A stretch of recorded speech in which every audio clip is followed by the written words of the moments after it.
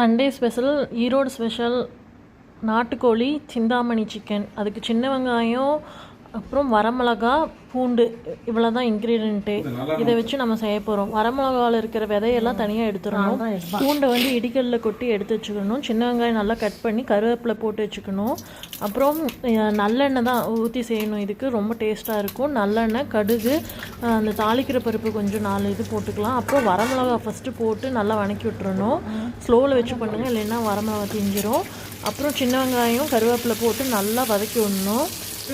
அந்த வெங்காயம் வந்து ரோஸ் கலரில் ஆயிடணும், லைட் ரோஸ் கலரில் ஆயிடணும். அந்த அளவுக்கு வந்து வணக்கிடணும் வெங்காயத்தை.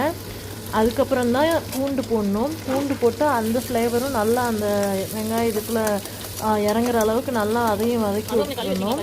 அப்புறம் தூள் உப்பு 1 ஸ்பூன் போடணும்.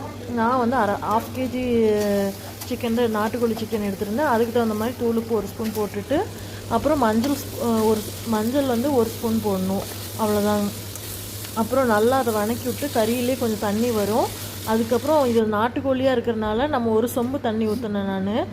அப்போ தான் அந்த நாட்டுக்கோழி வெந்து நல்லா டேஸ்ட்டாக இருக்கும். அவ்வளோதான். இதுக்கு வேறு எந்த இன்க்ரீடியண்ட்டுமே கிடையாது. நல்லா க்ளோஸ் பண்ணி வச்சு நல்லா கொதிச்சு சுண்டுற அளவுக்கு விட்டால் தான் அந்த டேஸ்ட் வந்து அந்த கறியில் இறங்கும். அதுக்கப்புறம் லாஸ்ட்டாக மல்லி இலையே போடணும். Yummy Erode special Chinthamani chicken, Kongu நாட்டு Chinthamani chicken ready. Thank you guys.